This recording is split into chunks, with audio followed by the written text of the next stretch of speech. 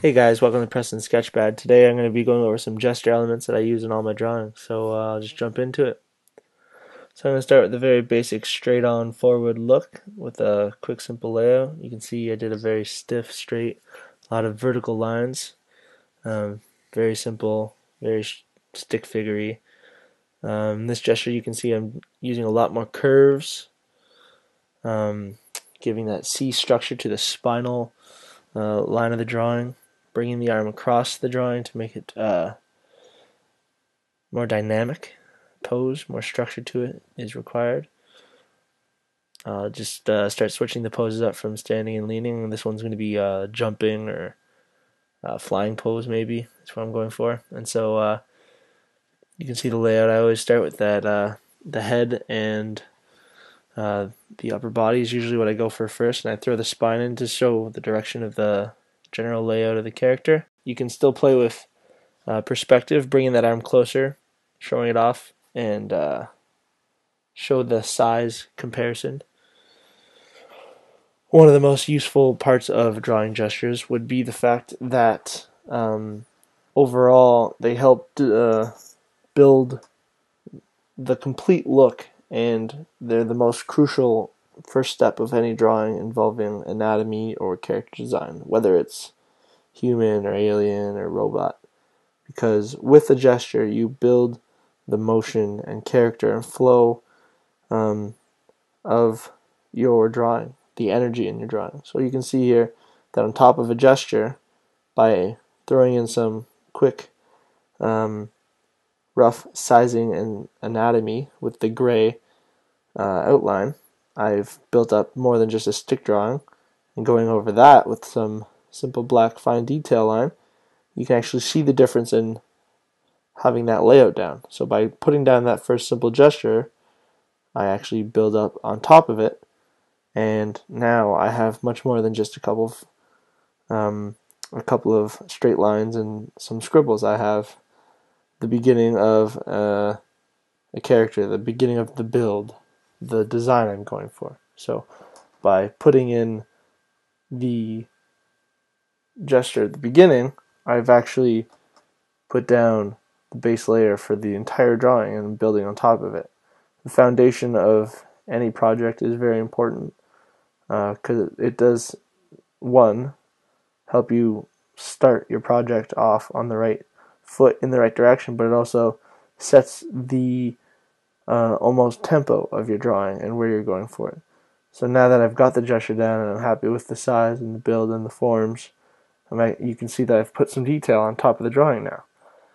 And so I'll get into the detail and design in a different video on a different day, but you can see how by having that gesture down, I've gotten into the farther design elements. So that without the gesture, I would be guessing to a degree where I want the arms and shoulders to be. I don't want them to be too long. Where do I want the hands to stop? How big should his neck be? His head, in this image, looking back at it, is probably a little small. But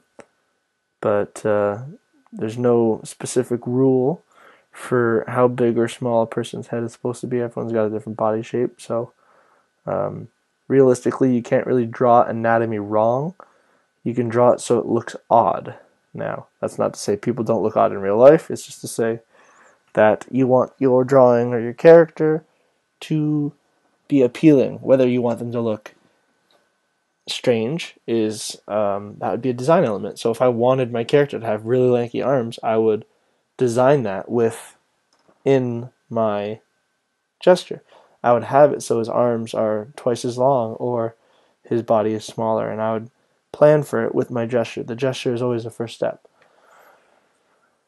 So you can see how far I've gotten into this drawing without having to explain too much detail into why I chose the pose or why it's needed or the success of it. By having the gesture down, you've seen my steps as to why the gesture has made a big difference. Now with a straight stick figure like the one that I had at the beginning of this drawing with the gesture, you can see how simple it is to build anatomy over it. pretty much every day you see someone looking straight forward as the drawing is, and you can tell that, his shoulders match horizontally and the elbows come across the same spot and the hips come across in the knees. If someone was to stand straight in front of you, everything would be vertical or horizontal. And so doing a straightforward shot like this, same thing. Everything should be more or less right across from each other, or right on top of each other for that matter, depending on how you're drawing that. So by having that gesture down, you can actually base how you're setting up the character's pose, how you're going to affect the environment with it,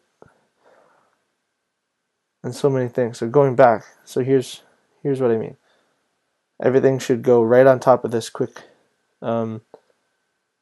gesture, and it shouldn't be looped unless that's what you're going for. So with this one, I want a very stiff, straight forward gesture. As you can see, I put the gesture down, and then I build up. The red is showing you how I would build up. I build up, and I put a basically sausage body on top of the gesture to show the volume, the mass that I want to give this drawing, the character. Now with the gesture drawing, you're basically going to be more or less imitating the skeleton of the character that you're drawing. So you get to the bones of the drawing, the very basic frame that you're hanging all the muscle and the clothes on top of this skeleton that you're putting on. As I mentioned earlier, everything should match up and more or less be right on top of each other. You can see the shoulders and the elbows and the hands all match up, minus the bend for the arms because no one's hand's perfectly stiff. Same example for the legs. You can see the hips and the feet more or less match up. The knees are a little bit bent. Spine is more or less straight vertical with the head, and the shoulders as well are also pretty horizontal, so you can see what I was talking about. Moving on to the next gesture that I did, you can see that this one has a lot more twisting, bending, and curves involved, changing the anatomy and the pose, making it more dynamic and more complicated because of how you want to display all the foreground and background and perspective of the body. So again, I start with a quick gesture, and then I put some overlay design. I give it the sausage body so that it has the volume and the mass. As I'm doing this, one thing to consider whenever you are doing perspective, I drew this gesture not thinking that I would be going over it with a fine tooth and comb. I drew the gesture quick and simple, and when I was doing the fine line, I did realize that at one point the front leg should have been the back leg for this twist, and the back leg should have been the front because this would completely throw off his center of gravity, and he would have fallen over with this pose.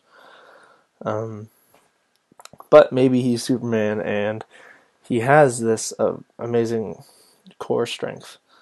But as you can see, I just tried to fix it, and it didn't turn out, so I instantly went back to the original drawing of back and front and back. So you can see here that with the anatomy and the gesture I drew, after putting on that sausage body and then doing some fine detail over, the bottom leg had to be extended out from the original template because it didn't fit well with the picture.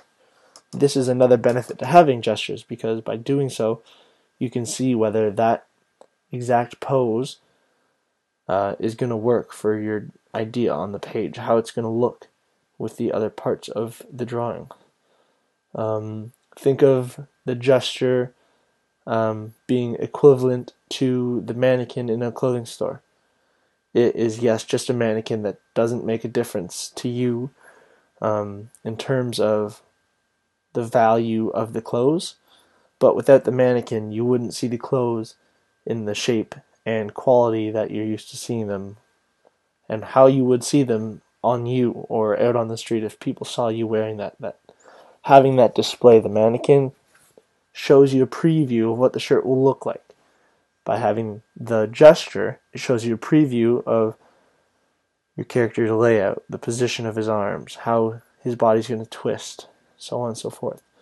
In some of the gestures I did before we got into these gestures that I'm actually tuning up, you could see that there's some bending in the spine and some leaning of the arms, and that does begin and end with different conclusions. You get to different places in every drawing depending on what you're going for and how you handle the more or less puzzles of each drawing. So you can see that again with the sausage body, I'm making sure that I've planned out where I want the arms and the shoulders and everything to line up. Now, everyone knows the song, but just to say it because it's fun, every bone is connected. So the shoulder bone is connected to the, well, it's not in the song, but the clavicle and the arms and the elbows and the hands. Everything comes together. So if with your gesture you've lost control of how everything should flow, that's something you need to work on. You can see here I'm getting into the bending of the gesture. Rather than having that stiff portion, it shows a different complete action. So in the next video we'll get on to that. But I just want to thank you guys for watching this video about gestures, and this is just part 1, so hope to see you soon, and have a good one. Hey guys, make sure to like the video and subscribe to my channel. While you're there, you should go check out some of the other videos I've done. Animations, storyboards, some good stuff. Check it out.